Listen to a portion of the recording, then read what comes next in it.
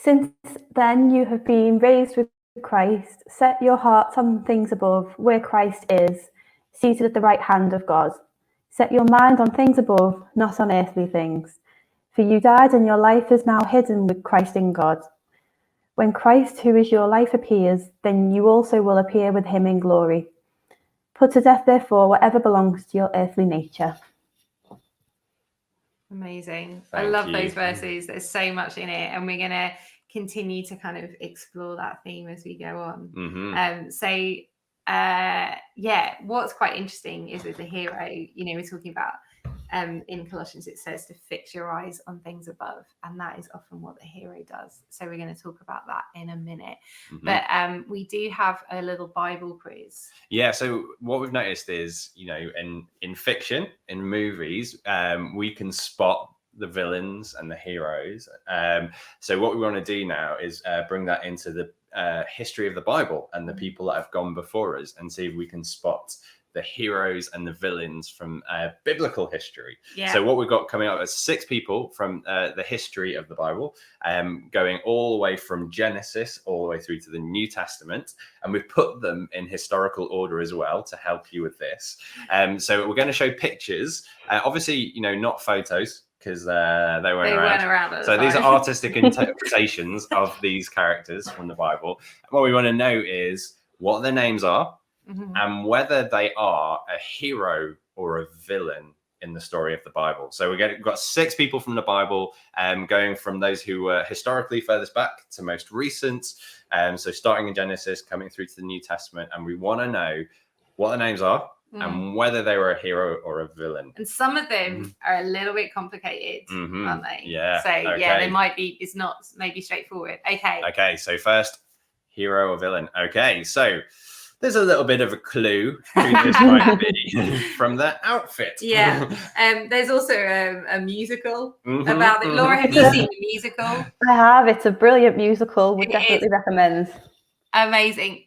Oh, here we go. Look at that. Well Chainbow's done to the right Chamberlains. in there, and the Headleys. Joseph, the hero. Very much a hero. Definitely. And what's interesting well done. He early on in his life, he was not so much of a hero. He was a bit of a brat. He was a show off. Yeah. he didn't start well, but he ended excellently. Yes. Which is wonderful. Yes, indeed. Yes. Okay. So this next person comes after the time of Joseph. So there was someone like this around at the time of Joseph, but this wasn't that guy. This was someone who's around after Joseph. Yeah. And just to help, because this person occurs a few times, this person was around at the same time as Moses. Ooh, okay, so who is this next person, and are they a hero or a villain? Ooh. So who'll be this? Great hat. Great, wonderful hat. Do you think I could pull that off, that look? No. The kind of wearing a dress, no top, and a big massive hat. necklace. And a massive necklace. I think I could pull that off totally. I don't know, Laura. I don't know what you think. I'll remain neutral with this one. We've got the Chamberlain Pharaoh villain. Excellent. There we go. The Headley's Pharaoh villain. That's right. Oh, and the Smiley. Well done. Pharaoh villain. That's true. So around the time of Moses, Pharaoh was the one who enslaved God's people, wouldn't let them go. Yes, of course. Let my people go, even after all the plagues and all that kind of thing. And then when they went chasing after them. Spelling is slowing me down. Well Pharaoh done. is a hard one to spell. I've just realised that is tricky. It is really tricky. I was getting that wrong all this morning. Yeah. Yeah. Okay. So we're moving on in the story of the Bible. Okay. And so this next person, who are they from the picture, and were they a hero or a villain? Okay. Okay. Ooh, that's a very big person. It's a very big person or a very small person. Which one it is. So we want the person on the left. Sorry, what we want is the person. Oh yeah, that's helpful to know. The left. Yeah. Yes. Sorry. Yes. There are 2 people in there. We want the big guy on the left. The big guy. It's like me and Libby going out, but we don't fight. But they've jumped right in there. That's a really good point with the Headleys, because I hadn't clarified. David and Goliath. Both. Amazing. Yes. And victim, hero or villain Oh, here we go. Here we go. Goliath, villain. Yes. But the Headleys were very right. We've got David and Goliath. We've got a villain and a hero in that story there. Definitely. We've got, well done. Well done there, Headleys. Amazing. Yeah. And so the little guy's David.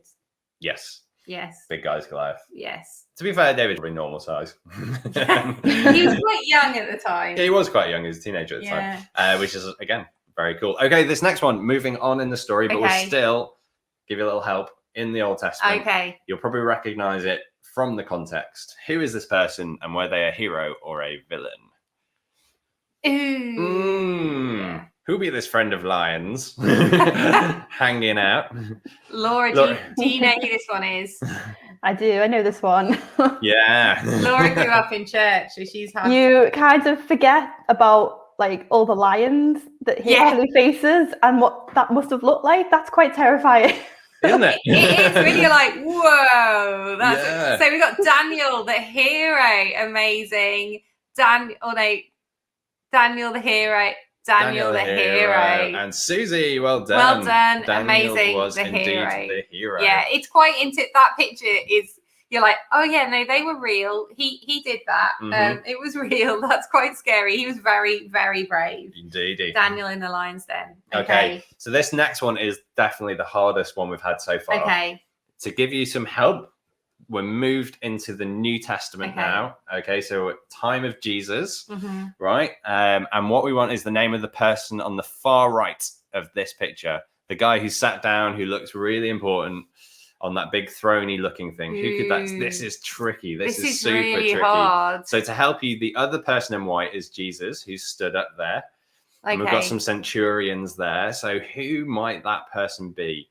He looks quite important. He looks a very important person. And is he a hero or is he a villain? Oh, interesting. Okay. Okay, Chambers have got it.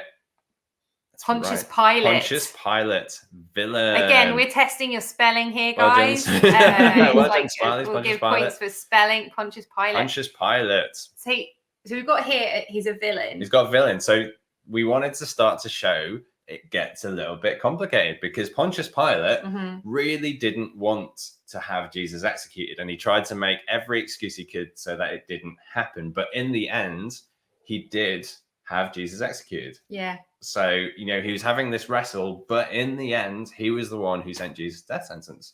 So probably he could have saved the day. Yeah, but it was a bit like this. But then he gave the decision over to the people. Okay, we've got a final one again from the New Testament. Again, moving on in the story of the Bible. So this is after Jesus' death and resurrection. So our last character, who's their name? And are they a hero or villain? And I think this is the hardest one so far because this person... If you know their story. And particularly this moment. So, okay, no more jabbering.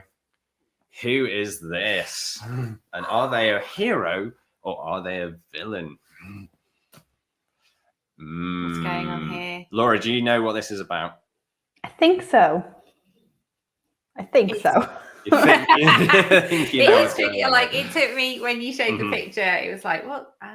Okay, let's have a look. Here we go. Okay, so got our first correct answer. It is indeed Paul. Excellent. Yeah. Does anyone know what at this point, is it Paul or is it Saul? I know. Saul straight Paul from villain to hero. Perfect answer. Amazing. Perfect answer. Saul villain, but then Paul the hero. Amazing. Nice. So yeah, because Saul persecuted Christians, didn't he? Yep. So on this moment, he was literally on his horse with his posse, riding out to a city with arrest warrants for Christians to put them in prison. But Jesus spoke to him on the way, and from this moment onwards, he became one of the most influential church planters, Christians of all time. Amazing. So he turned from villain to hero, and that's really like a big reason we want to talk about this hero victim villain thing today is we recognize when someone's being a bit of a villain, we recognize when someone's being a little bit of a hero, but we also recognize that people can change. So what is it that the Bible has to say about how we can live as a biblical hero, a hero like Jesus was a hero, and how is it that we can change to become like that? Amazing. Okay, so should we say goodbye to Laura? Thanks for our Bible Thanks reading, for Laura. helping us. We'll see you soon. We'll see you soon, Laura. So me and Lizzie are going to have a bit of a chat about that, because we've given this lots of thought. We've read through the Bible passage, had to pray about it all. And what we thought would be a really good place to start off was with what is a hero, a victim, and a villain. What is it that we've recognized so far with our 2 quizzes? It's quite easy to spot a villain. It's quite easy to spot a hero. So what is it that makes a villain and a hero a hero? Okay. So basically, what's really interesting is, I know we've talked a lot about films and stories, and we'll continue to do that. But actually, in films and storybooks, a lot of them do take inspiration from the story of the Bible. There's a lot of death and resurrection scenes are ultimately taken from Jesus's story, like in Harry Potter. And so it's not that we have nothing to learn from these. Actually, a lot of secular stories are taken from the Bible. So there's so much we can learn from story, and they've taken the qualities of heroes and villains from the Bible and put them into normal stories. So the hero, there are certain characteristics that are very common in a hero. Firstly, when a hero wakes up, they want to do the work of saving many lives, which is what Joseph did. So we talked about Joseph. At first, he was very irritating, but actually the work of transformation in his life as a hero, which we'll talk about later on, led him to do the work of saving many lives. And so with a hero, really, they have a calling that is larger than themselves. But this doesn't start off that way. A hero is also a character who has crippling self-doubt. So the hero isn't someone who never doubts themselves, who feels always strong enough. Actually, if you think about heroes in different stories, and particularly in the Bible, they're not perfect. They're very, very human. They fall down, they make mistakes, they run away, they doubt themselves. So, we're called to kind of take on this role of the hero and say, be encouraged. They doubt themselves a lot. They don't feel good enough. I mean, that's quite an important one to recognize, isn't it? Because like a lot of people think of the word hero and they think of superhero, or someone who's like heroic and like almost impervious to harm and all that kind of thing. But actually, what we're talking about, and we see with people throughout the Bible story, are people who went through really hard times, messed up themselves a lot, and were always learning. Right. So this is not someone who is perfect by a long stretch. They always have a backstory of pain. A hero, so they didn't come from a perfect upbringing either. There will be something in their past that will have caused them pain. A lot of heroes in films, for example, were orphans, and so it's not that they haven't known pain. The pain is what makes them stronger and changes them. So that's an important part of their story. They also have a reluctance to kind of step in, but they know they need to. So again, that thing of the self-doubt, they know they need to get involved, but they don't want to. Think of Moses. God called him. He turned a stick into a snake, but Moses is like, no, I'm not confident enough to do this. So like there's that kind of, they know they need to take action, but there's a reluctance there. Usually reluctant heroes. And then often part of the hero's story is the promise of unity with someone else. So again, that story of driving you into something bigger than you. Okay, cool. Right. So what about the villain then? So what's interesting about the villain is the villain and the hero have the same backstory. They both have a backstory of pain. The villain, if you think of Harry Potter and Voldemort, they're both orphans, but their stories are very different. So the villain, when they wake up in the morning, they want revenge. They want to take revenge on someone who hurt them. Often, also going back to the backstory of pain, you can often tell they have a backstory of pain because they might have a scar or a limp, which shows that they've suffered. Or an eye patch or something like that. So in the story. The answer we were trying not to give away before. Is it like Scar. Scar from the Lion King? It's just this little. He's been in a fight. They never have to say it in the film. You can see from his face stuff's gone on in the past. Like he's been through some difficult stuff, but he's using that to become quite twisted. And like it's really interesting, isn't it? Because like you brought up Harry Potter, Voldemort. Harry has a scar. Voldemort has also got this kind of backstory of pain. And they've got pretty much the same backstory of pain.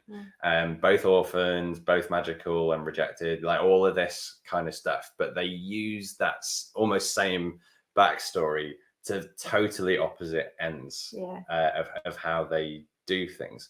So it does seem to come down to that one of the biggest differences between a hero and a villain is what you do with your wounds, with your scars. Yeah, and totally. I know you were reading a book by Christine Kane recently that kind of spoke amazingly into that. Yeah, so there's what's great is as Christians, we also have so many Christians around us who can encourage us in our walk with Jesus. And there's this lady, Christine Kane, who's like quite a famous kind of Christian person. And yeah, she's got an incredible like backstory of pain. She was adopted, but she only found out she was adopted when she was 30. Her mum just left her on the doorstep, and she didn't even have a name. She just had a number on her birth certificate. Throughout her childhood, she was abused by a number of different men who could come into her home. When she became a Christian, her family rejected her. She grew up as a Greek Orthodox believer, and her mum tore up her birth certificate when she became a Christian, and she's just been reconciled to them like a few years later. She's endured a lot. But what's really interesting about her is that then she's gone on to start a worldwide charity to help people who like modern day slaves, to release them and set them free. And there's a bit from her book that I just wanted to read to help us kind of understand the difference. Like if you've got this backstory of pain, kind of what you do with it, especially as a person of faith. So she says here, I could have blamed everyone and every event connected with my past. The ones who abused me, the kids at school who bullied me, my adoptive parents for lying to me about my adoption, my family's Greek traditions that prized marriage and devalued the education I wanted to pursue, or all the mistakes I had made, even the willful ones. But instead of blaming, I took another risk and I asked God to heal me. And true to form, each time he showed me a place where I needed to let go of another hurt, where I needed to forgive someone and set them free. Can you imagine the consequences if I had chosen to blame and not forgive, spending my life as a victim? I'd never have gone into youth ministry. I'd never have met my husband or had our daughters. There'd be no A21 to reach the victims of human trafficking. No Propel, which is another charity she runs to encourage women. No books, no teaching. She would not have that life had she have blamed the things that happened to her. Instead, she made that choice to be transformed by Jesus, and it transformed her story. So yeah, she's an inspiring lady. So they've both got heroes and villains have both had these difficult things happen to them, and then it seems to be the choices as to what to do with that makes all of the difference. Yeah. So what does our passage in Colossians speak to in that respect? What kind of guidance does it give us?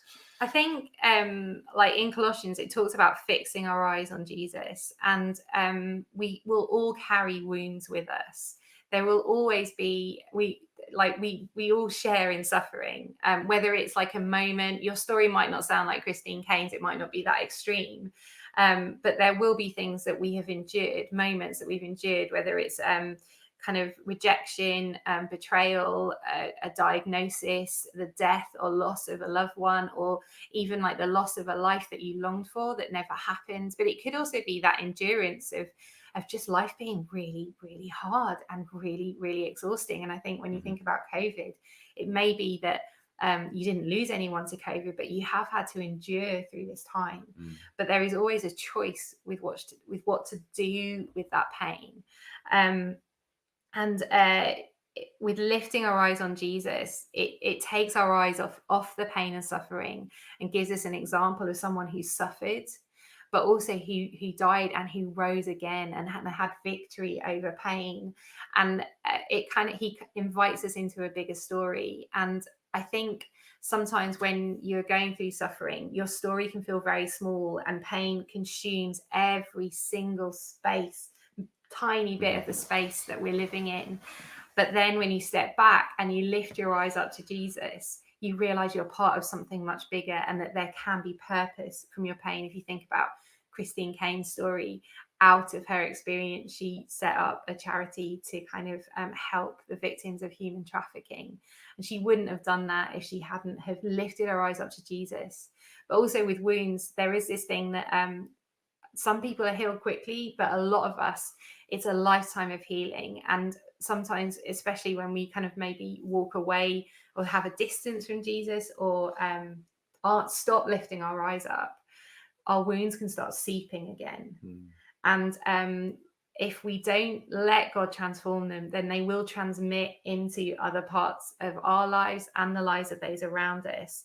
And so when we take our eyes off Jesus, all we can see is the wounds. But if we look up and keep our eyes on him, then we can continue to heal. And so it's not just a one-off process. And Christine Cane talks about that in her book. It was this thing of having to return to God when another wound is opened up, or like with different experiences of pain. For example, our story is, for part of it, is like one of miscarriage and infertility. You can be fine, and then something happens and it opens up the wound again, and that's when you've got to lift your eyes up again. No, absolutely. So like with because I listened to an interview with Christine Cane yesterday on a podcast, and what struck me was like the kind of like, she has a humility about her. She recognizes she's not the finished product. She's always learning, always discovering that she's still got, like you say, seeping wounds, and she can make mistakes, all that kind of thing, and she's kind of like committed to improvement.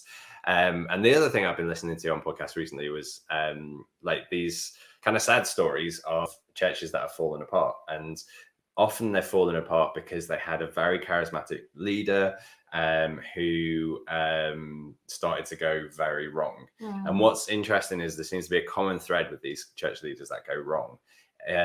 Well, there's lots of common threads, but one of them is when you go right back to the start of the church, they were healthy people leading healthy churches. Everything seemed to be okay, but at some point this kind of flaw started to creep in and then grow, whether that was like the need for fame or money or whatever it was, that thing kind of got in. And there's this like same trajectory with both heroes and villains of they change, but in like opposite directions. It seems to be like, if you're going to walk the hero's journey the way of Jesus, like transformation is like pretty much an essential part of this, right?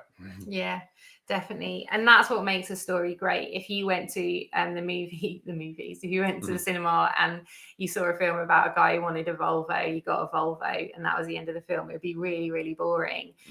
What makes a story great is the transformation of the main character. And it can be a tragedy or a comedy as well. It could be they change for the worse. But the hero's story is always one of transformation. The hero is the one who changes, and the villain is the one who changes as well. What's interesting is the victim does not change. Their story ends with their pain, and it just kind of stops. And we'll talk more about the victim in a minute. But the villain does change, but they become more bitter over time. So rather than kind of, letting God in to help heal those wounds, they just let the wounds continue to seep into the world around them. And sometimes you see also, like, there are some villains in films and actually they might start limping more, or like Voldemort starts to deteriorate as like their bitterness just increases and increases. And it's the end of a good story, and they go often to a place of no return. But the hero changes for the better. And this often comes because they realize that actually they're called to live for something greater than themselves. And there is a humility in that. But I think what's interesting when we look at the Christian story, and going back to Colossians again, it talks about your life being hidden in Christ. And it says, like, because you are loved and chosen by God, that actually often there's often moments in the hero story when they have to make a choice about what to do. There's these different crossroads. And when they choose to like take on the hero's journey, it's because they've realized they're loved and accepted.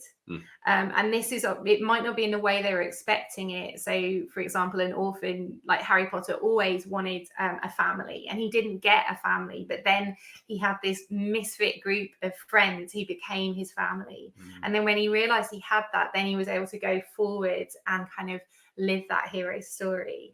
And I think as human beings, what we long for is for someone to say that we are loved, we are accepted. And like when Jesus was baptized, you know, God's saying, here is my son whom I love, and with whom I'm well pleased. And they're the words we all long to hear. And that's what brings transformation. As Christians, that's what brings transformation. And I think it's something in my life, the longer you go with Jesus, you think your faith will become more complex, but actually you keep going back to the basics of like, you cannot endure the life that we have on this earth without the knowledge and acceptance and living out that knowledge that we are loved by God. And we've got to keep going back to that, because that's what drives us forward and enables us to live the life worthy of Christ. Our lives are hidden with Christ. It doesn't mean we won't endure, but we are hidden, we are owned by him, we belong to him, we are clothed with Christ. And there's also a sense of gratitude that comes with that. And gratitude is what fuels love. And like Paul, again, he talks about, there's a lot of verses when he says, since this has happened, therefore go forward, endure. And it's since what Jesus has done for us, and it comes from a place of gratitude as well. And that is, you need some source to become the hero. And for us as Christians, it's a knowledge that we are loved and chosen by God. It cannot come from anything else. That's when it goes wrong. And when there's a drive, a human drive, a pride in there. Like so much of this feels like it goes back to what we looked at in Ephesians, right, together. And like Colossians was written by Paul, that person who used to hunt down Christians became someone who was an integral part of the church and growing the church. And actually thinking about that moment, it starts with a revelation of Jesus and who Jesus is, like knowing who he is and this purpose. But the first thing Jesus does is send him to other Christians. It's like that belonging being the place of change. It's kind of like he was never going to do that on his own. The very first thing Jesus says is, go to this person in the city that you're going to, and speak to him. And the church, who were, you know, already a bit scared, already having to go a bit underground because of the things like Paul was doing and people like him were doing, had to make a decision early on. Do we welcome in this person who's been making life so bad, so difficult for us? But it was their welcome that was part of his transformation, his change from villain to hero type thing. And, you know, imagine if the church had sent Paul away at that point. It's that realization you're part of something bigger. Amazing. So we've looked at how the hero has a backstory pain, just like the villain, how they both change but in opposite directions. There is a third character we've not talked about, and that's the victim.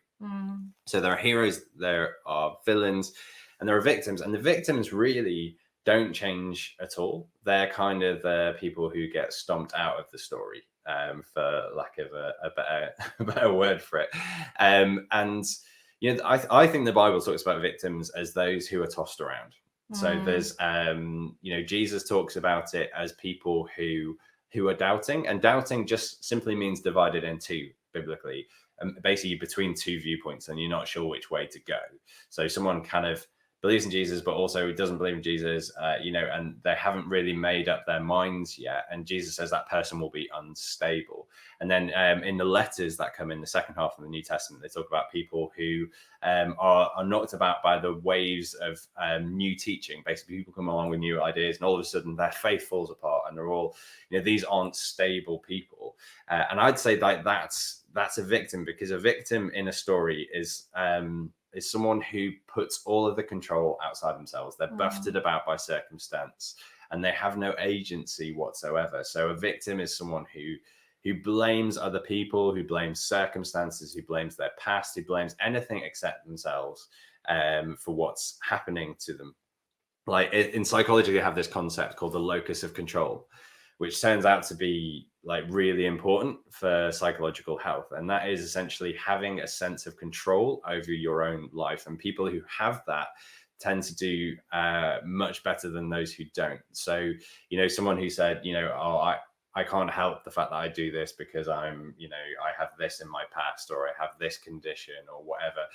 People who would always put the control outside of themselves, they put control of, the reason this is happening is because of that thing over there. And it's never their fault. And they never own what happens to them. They tend to have quite bad outcomes in life. Mm. And I would say, like, biblically, that is the person who hasn't made a decision, who just goes with the flow, who is just buffeted about by circumstances. But the flip side is, if you go down the pure psychological route of saying, you just got to have control of your life and make decisions and all that kind of thing, that could lead to quite a villainous life. That could lead to a life where you make a lot of decisions that cause a lot of suffering for other people and separate you from God. That on its own is kind of not enough. So I was thinking about this idea of, okay, what does it look like for a Christian to have a strong sense of, where control is? And I think ultimately it's about someone who would say, God is in control.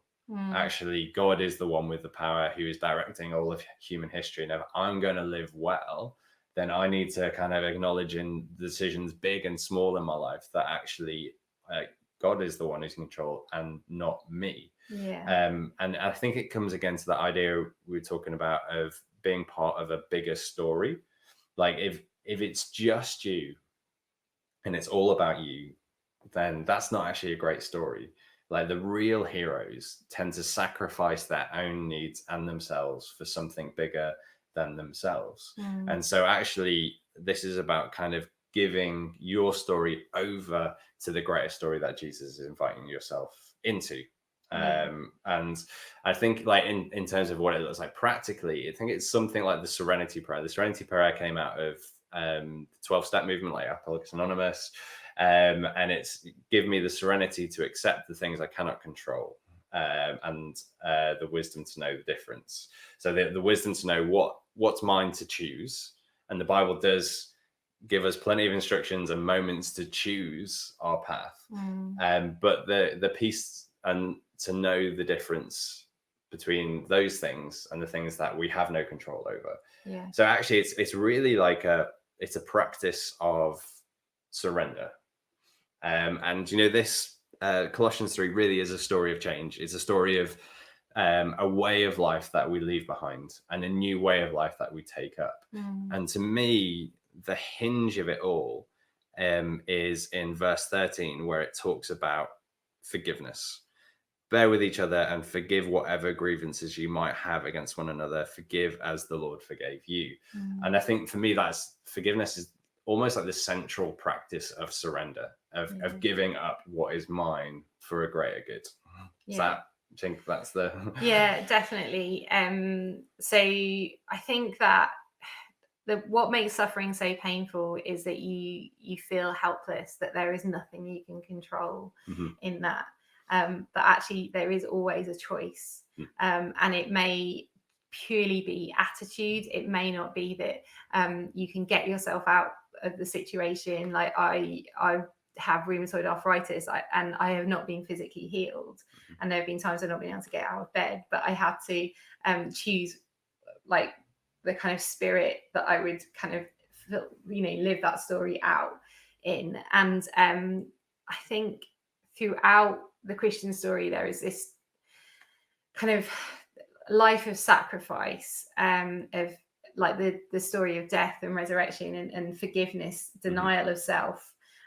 We see forgiveness in God, and we're called to forgive others, and that may be that those who have caused us pain, because the thing is that how we handle hurt, whether if it's with like bitterness or forgiveness, it will color the rest of our lives. And with forgiveness, if there are people that have hurt you, or maybe life just feels it's been very, very unfair, it maybe there's a disappointment with God, that you feel let down by him, we have to engage with that pain and deal with it, rather than let it color the rest of our lives.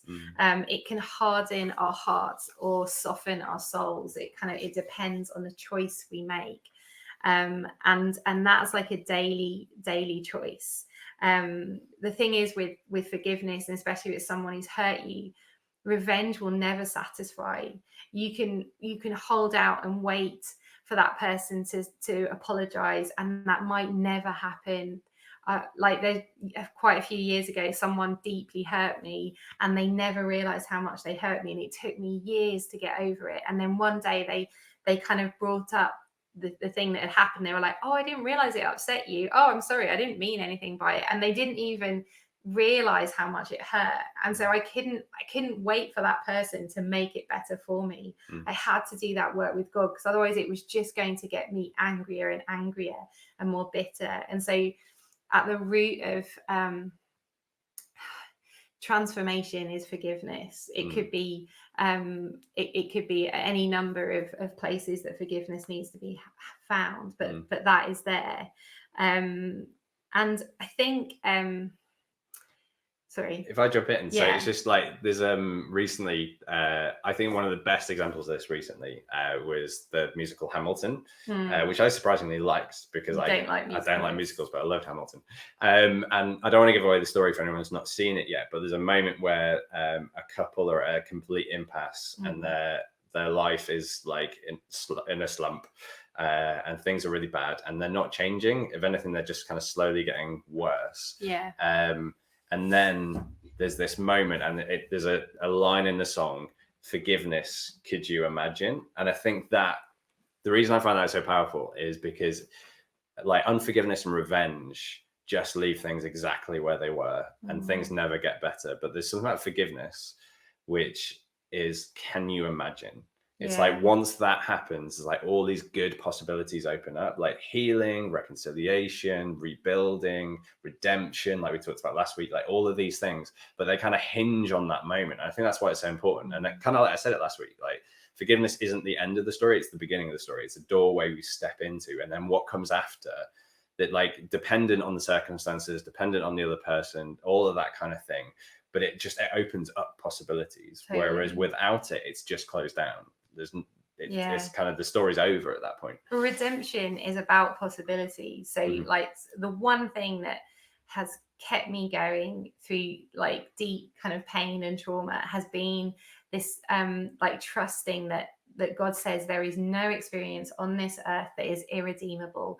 Nothing you go through is irredeemable. And sometimes I cannot see where redemption will come. I cannot see how I will stop hurting, or how I will stop crying, or, you know, whatever that might be. But if you keep praying like, God, redeem this pain, you're opening your story up to a whole wealth of possibilities. There are things that we've done in our lives that we never would have imagined. Like I wrote a book about my story of miscarriages, which I never even thought I'd ever write a book. I learned to pray in a completely deeper way when I couldn't get off a chair, when I was crippled by arthritis. If we invite God in to redeem, it's slow. And I think that's another thing that makes suffering so painful. It is a slow process often, the healing, but that is where the possibilities come. And I think is like going back to that death and resurrection. So in Colossians, it talks about being raised with Christ, about putting to death like slander and malice and unforgiveness, and clothing ourselves with compassion and grace. And there is this death to life thing. And it's weird to have a faith that talks about death and resurrection so much. But I was looking at passages that we could look at today. And one of them was Hebrews 12. And it talks about running the race and fixing our eyes on Jesus. And again, it brings up the story of death and resurrection. And it's something we retell because it's kind of encouraging. It's encouraging us as believers that actually there will be sacrifice in this life, but there is also resurrection, and there is also hope. And it says in the Message translation of Colossians 3, if you're serious about living this new resurrection life with Christ, act like it. Pursue the things over which Christ presides. Don't shuffle along, eyes to the ground, absorbed with the things right in front of you. Look up and be alert to what is going on around Christ. That's where the action is. See things from his perspective. And so with Christ, he rose from the dead, and that's the perspective that we are called to have, that actually sees beyond what is in front of us, because sometimes it is hard. And at the moment, I'm just exhausted. It just feels like a slog, everything. It's not that anything deeply significant has happened that's been particularly painful. It's just hard. But then I realize when it's really hard, I'm looking down, I'm not looking up, because there is a greater purpose that we are called to, and we may never see the culmination of that. And so, like, just finally to kind of end, we're raised with Christ. We are not defeated. And in Colossians, it talks about putting to death and being raised, like death and resurrection. And what's really interesting, I think, is like when Jesus rose from the dead, you've got the team and people in the passages that describe when he rose from the dead, there were his neatly folded grave clothes, which sounds weird. You think if you rose from the dead, you just strip the grave clothes off, you wouldn't like neatly fold them then walk off, but it's actually there. The folded grave clothes is that he was no longer dead, so he didn't need his grave clothes anymore. And we're called to clothe ourselves in Christ, so to put those grave clothes, whether it's like you feel like death every day and you just think, I cannot keep doing this, to take the grave clothes off, fold them up, leave them behind, and clothe yourself in Christ and in the victory that Christ has. The only other place where it talks about grave clothes is Lazarus. So he was one of Jesus's friends who died, and Jesus brought him back to life. And when Lazarus came out, he looked probably like a mummy, I imagine. So he was all wrapped up, his hands were all wrapped up, and he couldn't take his grave clothes off by himself. Jesus then called his friends and family to remove the grave clothes so that he could live that resurrected life. And so sometimes for us as Christians, we cannot take the grave clothes off ourselves. We can't find healing on our own. We cannot find hope on our own, or endurance on our own, or redemption on our own. We need Christ, but we also need each other. And so for me, like this week, it's just been thinking about being raised and clothing myself in Christ. It's like every day getting up, folding those grave clothes, leaving them behind, and clothing myself in Jesus, in the hope of redemption and resurrection. We may not ever see in this world what will be complete, but there are kind of bits of it. But that's the life we're called to. We're called to something bigger and something greater, far beyond ourselves, and it is one of hope and resurrection. Yeah. And I think, you know, the most fundamental forgiveness that we need is from God.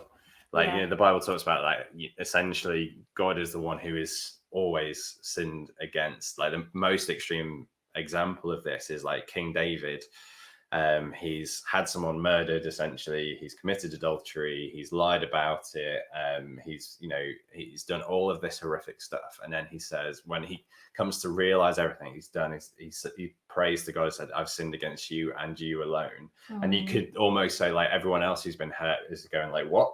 God alone. But he gets it that whenever we mess up, it's against the God that made us not to be like that. And so the fundamental way we need to get unstuck, to open up the possibilities and not have this life, is to be forgiven. And that's what we're offered freely from God. Like, that's the core of this Christian faith, is like every day we get to come to Jesus as Jesus taught us and say, forgive us our sins, forgive us for the mistakes and missteps we've made today. And every single day we get this fresh start. We get this new possibilities. We get forgiven. We get released. Life is not stuck. And this stuff is real. Like, we've seen people who walk this journey of like humility and learning and change and growth and becoming better and being part of a bigger story and seeing healing around themselves as they live this story. We've also seen people hurt a lot of other people as they live out of these septic wounds from their past. We've also seen a lot of people just get buffeted about by life, not make choices, just be victims of their circumstance. There is a bit of this that we do have to choose. And Jesus is just inviting us into this better story. I think we often think that life and a good life will happen automatically, but a good story does not happen by accident. A good life does not happen by accident. And often some people get so far and then they're like, no, this is too hard. But it's it's like every time you arrive, you're like, okay, I've got this with God, I'm fine, I'm cool. And then there's another gap, and God's saying, no, come closer to me. You need me more than you think you do. And that is the life of a Christian. You never arrive. There is always more of God, and you always need more of God. And it's just continuing to press in and press in. As we come to a close, I think like there are some people who in life who are victims, who have been victimized, and they have been trapped. Christine Kane, like her story is one of a victim. She people did not look after her as they should have. And as we think today about the Afghan church, they are victims of Taliban rule. They are a church that is persecuted. They are victimized because of their faith. And there was a friend of mine who's a missionary in Spain, and she shared a message from some of the underground church in Afghanistan. And this is just a little bit of what they said. We cry not out of fear, but heartache for this beautiful country of Afghanistan. It is being destroyed by savages and extremists. Everything of ours is being destroyed. Everyone has left us behind. The people who said they would support us have left us in the worst possible situation, and we do not know what will happen to us. But we will continue to fight for and further his kingdom. We will continue to preach the gospel. We will continue to pray and hold Bible studies, even if tomorrow we face death.